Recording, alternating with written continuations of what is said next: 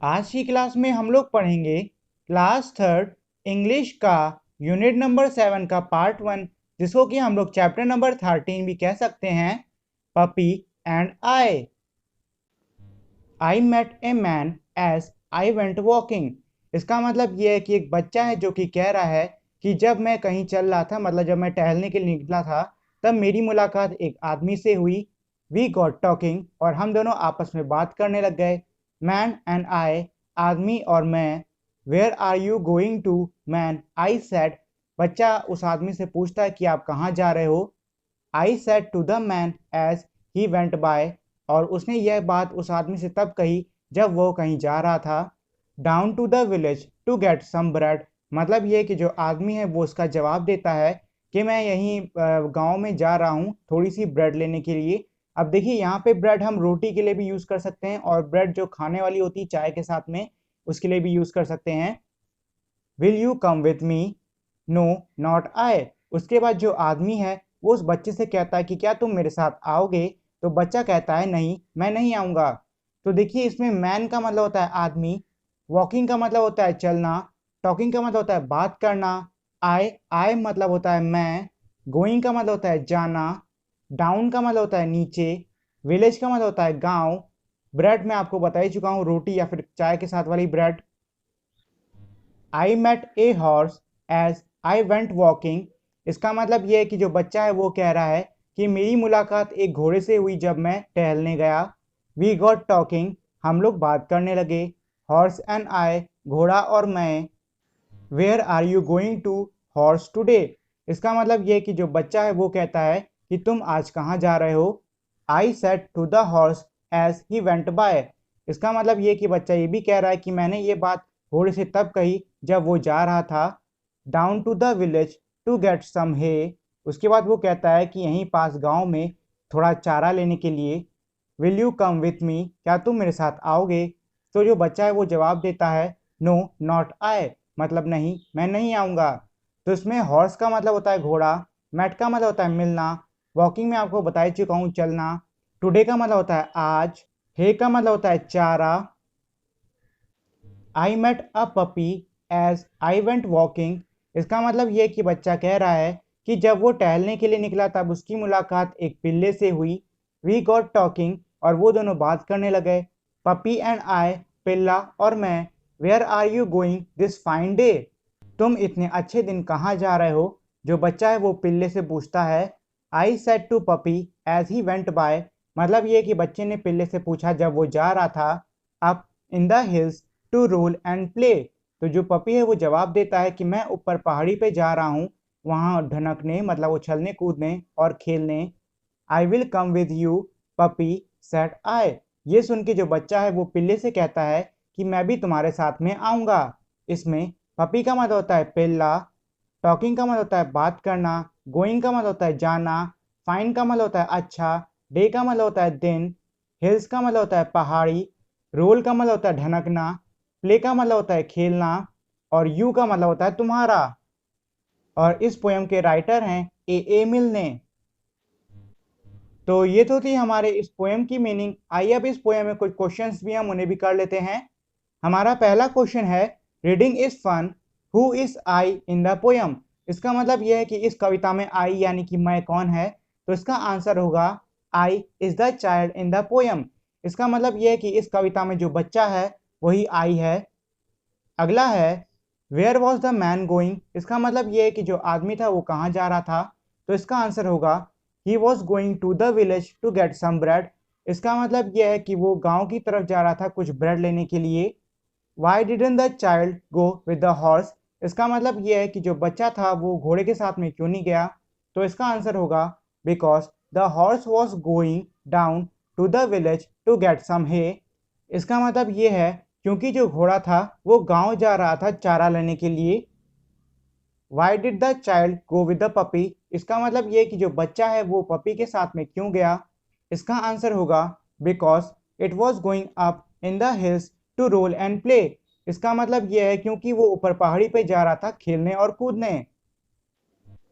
तो आगे बढ़ने से पहले मैं आप लोगों से एक बात कहना चाहूँगा, वो है ये कि अगर आप लोगों ने अब तक इस वीडियो को लाइक और शेयर नहीं किया है तो उसे तुरंत लाइक और शेयर कर दें। और साथ ही में अगर आप मेरे चैनल पर नए हो तो इसे सब्सक्राइब भी कर दें और बेल आइकन को भी दबा दें, जिससे कि आपको मेरे चैनल के अपडेट सबसे पहले मिल सकें। अगला है talk time. Do you have a pet, मतलब ये है कि क्या आपके पास में कोई पेट यानी कि पालतू जीव है। अगर हो तो यस लिखो, नहीं तो नो लिखो। Talk about 3 things that you and your pet do together. इसका मतलब ये है कि अब आपको बात करनी होगी उन 3 चीज़ों के बारे में जो कि आप और आपका पालतू पशु साथ में करते हैं। How do you look after your pet, tell the class first in your own language then in English. इसका मतलब ये है कि अब आपको बताना होगा कि आप अपने पालतू पशु की कैसी देखभाल करते हो। ये आपको अपने क्लास में पहले अपनी भाषा में बताना होगा और उसके बाद आपको इसे इंग्लिश में भी बताना होगा। इसके बाद अगला है से अलाउड, मतलब तेजी से बोलो। इसमें हमारे कुछ वर्ड्स दिए हैं जो कि हैं ब्रेड, जिसका मतलब होता है रोटी, फिर है सेट, जिसका मतलब होता है कहना, फिर है हे, जिसका मतलब होता है चारा, उसके बाद है टुडे, जिसका मतलब होता है आज, फिर है रोल, जिसका मतलब होता है ढनकना, और फिर है पोल, जिसका मतलब होता है खंबा। और इसी के नीचे हमारा एक छोटा सा पैसेज भी दिया हुआ है। हु एम आई, मतलब मैं कौन हूँ। Tiblo, Tiblo is my friend, Tiblo has 4 legs, Tiblo has a long tail, who is Tiblo, Tiblo barks, Tiblo wag his tail, Tiblo is happy, who is Tiblo, Tiblo is my dog. इसका मतलब ये है कि इसमें इन्होंने बताया है कि टिब्लो मेरा दोस्त है, टिब्लो के 4 पैर हैं, टिब्लो की एक लंबी पूंछ है, टिब्लो कौन है, टिब्लो भौंकता है, टिब्लो की पूंछ इधर उधर खूब हिलती है, और टिब्लो बहुत ही खुश है। टिब्लो कौन है, और इन्होंने आखिरी में बताया है कि जो टिब्लो है वो एक कुत्ता है। तो ये एक छोटा सा पैसेज है, मतलब पैसेज का एक पोएम समझ सकते हो जो कि कुत्ते के ऊपर दी हुई है। इसके बाद अगला है लेट्स ड्रॉ, मतलब आइए बनाते हैं। Look at the dogs in the picture and right about them. You might begin, I am a little brown dog, my name is. इसका मतलब ये है कि आपको इनकी तस्वीरों में हमारे 4 कुत्ते दिख रहे हैं। अब आपको इन चारों कुत्तों पे एक छोटे छोटे पैसेज बनाने होंगे और इनकी शुरुआत आप ऐसे कर सकते हो। I am a brown little dog, मतलब ये कि आप एक छोटे भूरे कुत्ते हो। माई नेम इज, और उस कुत्ते का नाम। तो देखिए इसमें आप ऐसे बदलाव करके लिख सकते हो। I am a little bulldog, मतलब बुलडॉग हमारी पहली स्पीशीज में दी हुई है कुत्ते की वो। उसके बाद बुलडॉग का नाम लिख दो, उसके बाद उसकी थोड़ी बहुत हाइट और वो क्या खाना पसंद करता है वो लिख दो। और इसी तरीके से आपको बचे हुए जो 4 हमारे कुत्ते हैं इनको भी लिख लेना है। अगर आप ये सवाल अब भी नहीं कर पा रहे हो तो मुझे नीचे कमेंट कर देना, मैं आपको इसका आंसर दे दूंगा। इसके बाद अगला है join the dots and colour and name your dog. इसका मतलब ये है कि नीचे जो डॉटेड एक कुत्ते की इमेज दी है, आपको इसको पेन या पेंसिल की मदद से पूरा ड्रॉ करना होगा, पूरा मतलब कंप्लीट करना होगा, और फिर इसमें कलर भी कर दो और उसके बाद इस कुत्ते को कोई नाम भी दे दो। अगला है let's write match the animals with their sound. इसका मतलब ये है कि नीचे जो जानवर दिए हुए हैं आपको वो कैसी आवाज़ निकालते हैं उनसे मिलाना होगा। तो ये मैंने आपके लिए कर दिया है पहले से ही। तो पहला है हमारा हॉर्स, मतलब कि घोड़ा। तो घोड़ा हमारा नेह करता है, मतलब वो हिनहिनाता है। फिर है डॉग जो कि भौंकता है यानी कि बार्क करता है। उसके बाद है शीप जो कि बै बै करके आवाज़ निकालती है, जिसको हम ब्लड्स कहते हैं। फिर है कैट जो कि म्याऊं म्याऊं करके बोलती है। उसके बाद है एलिफेंट जो कि ट्रम्पेट, मतलब बहुत तेज चिंहाड़ता है हूं करके। फिर है टाइगर जो कि रॉर, मतलब कि दहाड़ता है। और आखिरी है हमारी काऊ जो कि मूह मूह करके आवाज़ निकालती है। इसके बाद इसी में अगला है list this animals under domestic animal and wild animal. इसका मतलब यह है कि जो हमारे नीचे बॉक्स में जानवरों के नाम दिए हैं, आपको उनको नीचे डोमेस्टिक एनिमल मतलब घरेलू जानवर और वाइल्ड एनिमल मतलब जंगली जानवरों के नीचे लिखना होगा। मतलब यह है कि आपको इन डिब्बों से चुनना है कि कौन कौन से जानवर ऐसे हैं जो कि डोमेस्टिक एनिमल, मतलब कि जो कि घर में पाले आले जा सके वैसे हैं, और कौन से जानवर ऐसे हैं जो कि वाइल्ड एनिमल, मतलब जो जंगलों में पाए जाते हैं वैसे हैं।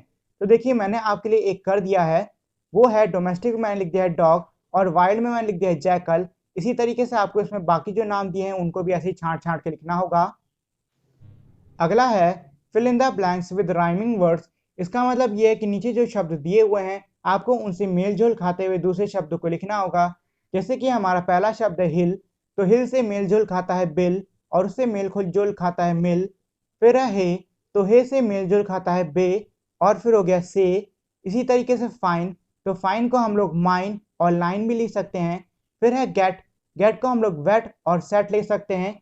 और इसके बाद है हमारा गोइंग, तो आपको अब सोचना होगा कि गोइंग से राइमिंग वर्ड कौन सा है। तो चलिए मैं थोड़ी सी हिंट दे देता हूँ। इसको आप बोइंग, टोइंग या फिर सोइंग भी लिख सकते हो। फिर आखिरी हमारा हेयर। हेयर हम लोग ज़्यादा खरगोश को कहते हैं। अब आपको इस हेयर से मिलते जुलते वर्ड्स आगे लिखने होंगे। अगला हमारा इसमें एक पैसेज दिया हुआ है और फिर नीचे हमारे उसी पैसेज से जुड़े हुए कुछ क्वेश्चंस हैं। आइए पहले हम इसका पैसेज पढ़ लेते हैं। Bruno, Bruno is my pet puppy, he breaks his dish, he is sad, daddy gives him milk, but Bruno is sad, mummy gives him a new dish, now Bruno is happy. इसका मतलब ये है कि इसमें कह रहे हैं कि ब्रूनो एक कुत्ते का नाम है। ये कह रहे हैं कि ब्रूनो मेरा पालतू कुत्ता है, मतलब पालतू पिल्ला है। उसने अपनी डिश मतलब जिसमें वो खाता है वो तोड़ लिया है। अब वो दुखी हो गया है। पिताजी ने उसे दूध दिया पीने के लिए, लेकिन उसके बावजूद जो ब्रूनो है वो अब भी दुखी है।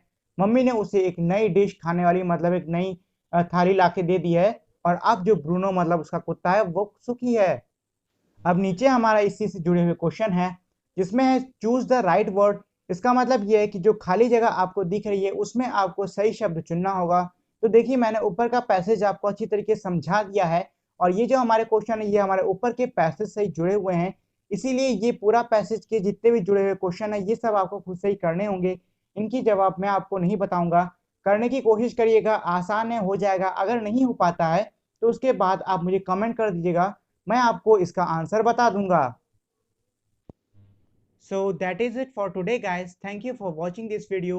Make sure to like, share and subscribe to my channel, and also turn on that bell icon so you won't miss any new updates on my channel. So we will meet again in our next video. Till then, goodbye.